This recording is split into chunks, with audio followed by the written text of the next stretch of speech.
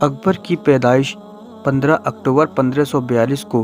امرکوٹ کے علاقے میں اس وقت ہوئی تھی جب اکبر کے والد نصر الدین ہمایوں شیرشاہ سوری کے ہاتھوں اپنی دلی کی سلطنت گنوانے کے بعد جنگلوں میں بھٹک رہے تھے۔ کیونکہ ہمایوں کے والد اس دور میں جنگلوں میں بھٹکا کرتے تھے، اس لیے اکبر کی پرورش اکبر کے چچا کامران مرزا نے کی تھی، جو کابل علاقے کے گورنر ہوا کرتے تھے۔ اکبر کے بارے میں زیادہ تر اتہاس کار یہ مانتے ہیں کہ بچپن سے ہی اکبر بہت ذہین اور تیز تھا، لیکن اکبر کو پڑھنے لکھنے کا ذرہ برابر بھی شوق نہیں تھا۔ پڑھائی لکھائی سے اکبر ہمیشہ دور بھاگا کرتا تھا، لیکن ہنرمند اتنا تھا کہ اس نے 10 سال کی چھوٹی سی عمر میں پہلے ہی تلوار بازی، نیزہ بازی، گھڑ سواری جیسی چیزیں بہت اچھی طرح سے سیکھ لی تھیں۔ وہ چھوٹی سی عمر سے ہی اپنے سے بڑے عمر کے لوگوں کو کشتی میں چیلنج کیا کرتا تھا، اور حیرانی کی بات تو یہ ہے کہ ان بڑے لوگوں کو بھی اکبر اپنی کم عمر میں ہرا دیا کرتا تھا۔ آخرکار 1555 میں اکبر کے والد ہمایوں نے سوری خاندان سے اپنی دلی کی سلطنت کو دوبارہ سے چھین لیا تھا۔ جس وقت ہمایوں نے اپنی سلطنت کو دوبارہ حاصل کیا، اس وقت اکبر کی عمر صرف 13 سال کی تھی۔ اس کے ایک سال بعد ہی ہمایوں کی اپنی لائبریری کی سیڑھیوں سے گر کر موت ہو گئی۔ جس وقت ہمایوں کی موت ہوئی، اس وقت اکبر کی عمر صرف 14 سال تھی۔ ہمایوں کی موت کے بعد مغل دربار میں رہنے والے لوگوں کو یہ ڈر ستانے لگا تھا کہ کہیں مغل سلطنت میں بغاوت نہ ہو جائے، اور یقیناً یہ ڈر سچ ثابت ہوا۔ دھیرے دھیرے جگہ جگہ بغاوتیں شروع ہو گئیں۔ ہمایوں کا ایک بہت وفادار سپاہی اور دوست تھا جس کا نام بیرم خان تھا۔ اس نے وقت کو بھانپتے ہوئے ایک صحیح فیصلہ لیا اور ہمایوں کے صرف 14 سال کے ایک ناسمجھ بیٹے یعنی اکبر کو اگلا سلطان گھوشت کر دیا۔ دوستو، بھلے ہی اکبر کو خطرے کو دیکھتے ہوئے سلطان گھوشت کر دیا گیا تھا، لیکن اکبر ابھی ناسمجھ تھا۔ اسی وجہ سے سلطان بھلے ہی اکبر بن چکا تھا، لیکن پوری سلطنت کو بیرم خان ہی چلایا کرتا تھا۔ سلطنت کا ہر حکم بیرم خان ہی جاری کیا کرتا تھا۔ اکبر صرف نام کا سلطان تھا، لیکن بغاوت کے جس خطرے کو دیکھتے ہوئے بیرم خان نے ایک چھوٹی سی عمر کے اکبر کو سلطان بنا دیا تھا، تو خطرہ اکبر کے سلطان بننے کے بعد بھی نہیں ٹلا۔ وہی سوری سلطنت کی جس سے چند دن پہلے ہی اکبر کے والد ہمایوں نے اپنی سلطنت کو واپس چھینا تھا، اسی سلطنت کے ایک ہندو سپہ سالار جس کا نام ہیمو تھا، اس نے بغاوت کر دی۔ وہ اپنی پوری فوج لے کر دلی کی طرف روانہ ہوا۔ دوسری طرف مغل سلطنت چلانے والے بیرم خان کو جب اس بات کی خبر ملی ہیمو اپنی بڑی فوج کو لے کر ہماری سلطنت کی طرف روانہ ہو گیا ہے، تو وہ بھی اپنی فوج لے کر دلی میں روانہ ہو گیا۔ دونوں فوجوں کا آمنا سامنا پانی پت کے ایتہاسک میدان میں ہوا۔ بڑی زبردست جنگ لڑی گئی۔ شروع میں تو ایسا لگ رہا تھا کہ ہیمو کی فوج مغل فوج کو بڑی آسانی سے ہرا دے گی، لیکن اچانک سے مغل سلطنت کی طرف سے چلایا ہوا ایک تیر ہیمو کے جسم پر جا کر لگا، جس کی وجہ سے ہیمو کی موت ہو گئی۔ ہیمو کے سپاہیوں کو جب اس بات کی خبر ہوئی کہ ہیمو کی موت ہو چکی ہے، تو انہوں نے پیٹھ دکھا کر بھاگنا شروع کر دیا، اور اس طرح سے بیرم خان کی سپہ سالاری میں مغل سلطنت کی فوج کو جیت حاصل ہوئی۔ دوستو، 1556 سے لے کر 1560 تک یعنی تقریباً 4 سال تک اکبر بھلے ہی شہنشاہ کی گدی پر بیٹھا رہا، لیکن پوری سلطنت کو بیرم خان ہی چلاتا رہا۔ لیکن جب دھیرے دھیرے اکبر کی عمر 17 سے 18 برس کی ہوئی اور اکبر سمجھدار ہوا، تو اکبر کو یہ محسوس ہونے لگا کہ بیرم خان مجھے غلط طریقے سے کنٹرول کرنے کی کوشش کر رہا ہے، کیونکہ بیرم خان ایسے بہت سارے فیصلے خود جاری کر دیا کرتا تھا جس پر اکبر راضی نہیں ہوا کرتا تھا، اور ظاہر ہے کہ اب اکبر سمجھدار ہو چکا تھا، اس لیے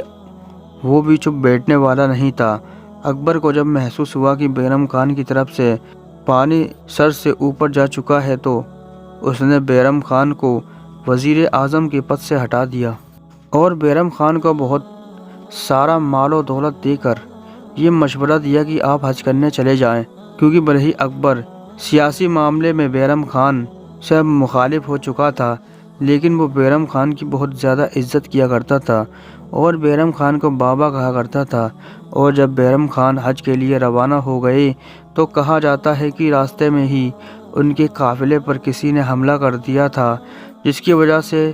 ان کی موت ہو گئی۔ دوستو، اکبر جتنا بہادر تھا اس سے کہیں زیادہ ہوشیار تھا، اور یہی وجہ تھی کہ وہ اپنے دشمن کو میدان میں ہرانے کی بجائے اسے دماغی طور پر ہرانے کو زیادہ ترجیح دیا کرتا تھا۔ وہ ہندوستان کے زیادہ تر علاقے اپنی طاقت کے ذریعے سے ہی جیت لیا کرتا تھا، لیکن جن علاقوں کے بارے میں اسے یہ محسوس ہوتا تھا کہ وہ ان کو اپنی طاقت کے ذریعے سے نہیں جیت سکتا، تو وہ ان تمام علاقوں کو سیاست کے ذریعے سے جیت لیا کرتا تھا۔ اس نے راجپوتوں کی ایک بیٹی جس کا نام جودھبائی تھا اس سے شادی کر لی تھی، جس کی وجہ سے مہاراڑا پرتاپ کے علاوہ ہندوستان کے تمام راجپوتوں نے اکبر کی بادشاہت کو قبول کر لیا تھا۔ اکبر نے اپنے محلوں میں غیر مسلموں کو بہت بڑے بڑے پد دے رکھے تھے۔ اس کی سلطنت کے دور میں اس کے محل میں بڑی بڑی پوسٹوں پر ہندو لوگ بیٹھے ہوئے تھے، یہاں تک کہ اکبر کی وہ خاص ٹیم جسے نورتن کے نام سے جانا جاتا ہے، یعنی جس میں 9 وزیر تھے، اس میں تقریباً 3 لوگ ہندو تھے، جس میں ایک کا نام بیربل، ایک کا نام مان سنگھ اور ایک کا نام راجا ٹانڈرمل تھا۔ کہا جاتا ہے کہ اکبر کوئی بھی قدم اٹھانے سے پہلے اپنی ٹیم کے ان لوگوں سے مشورہ لیا کرتا تھا، اور یہ لوگ بھی ہمیشہ اکبر کے ساتھ جڑے رہتے تھے۔ بیرم خان کی موت کے بعد جب اکبر سلطنت چلانے کے لیے پوری طرح آزاد ہوا تو اسے یہ محسوس ہوا کہ مغل دربار میں اسلامی عالموں کا بڑا اچھا بول بالا ہے، یعنی ہر حکم اسلامی عالموں کی مرضی کے بعد ہی جاری کیا جاتا ہے۔ اس بات سے اکبر کو تھوڑی سی چڑ محسوس ہونے لگی تھی، جس کی وجہ سے اس نے ایک حکم نامہ جاری کیا جس میں یہ اعلان کیا گیا تھا کہ آج سے ہی ہمیشہ کے لیے اکبر کا حکم اسلام کے بڑے سے بڑے عالم کے حکم سے بڑا مانا جائے گا۔ اس حکم کے جاری ہونے کے بعد اکبر سیاسی فیصلوں کے ساتھ ساتھ مذہبی فیصلے بھی خود کرنے لگا تھا، اور ظاہر ہے وہ کوئی عالم دین تو تھا نہیں، اس لیے اس کے لیے یہ مناسب نہیں تھا، اس لیے مذہبی لوگوں نے اس کی مخالفت کرنا شروع کر دی اور پوری سلطنت میں ایک بغاوت کا ماحول تیار ہونے لگا۔ اکبر نے جب اپنی سلطنت میں ایسا ماحول دیکھا تو اس نے بڑے بڑے عالموں کو چن چن کر قتل کروانا شروع کر دیا، جس کے بارے میں بھی اسے یہ خبر ملتی تھی کہ فلاں عالم اس کے بارے میں بیان یا حکم جاری کر رہا ہے، تو وہ اسے قتل کروا دیا کرتا تھا، جس کی وجہ سے بہت سے عالموں نے نڈر ہو کر اس کے اوپر کفر کے فتوے جاری کیے۔ اکبر نے یہیں پر بس نہیں کیا، بلکہ اکبر نے اپنے 9 رتنوں سے ایک وزیر جس کا نام ابو الفضل تھا، اس سے مشورہ کر کے ایک نئے دین کی استھاپنا کی جس کا نام دین الہی تھا۔ اکبر کا یہ ماننا تھا کہ ہر مذہب میں کوئی نہ کوئی اچھی باتیں ضرور ہوتی ہیں، تو اس لیے کیوں نہ ہر مذہب کی کچھ اچھی باتوں کو نکال کر ایک نیا مذہب تیار کیا جائے،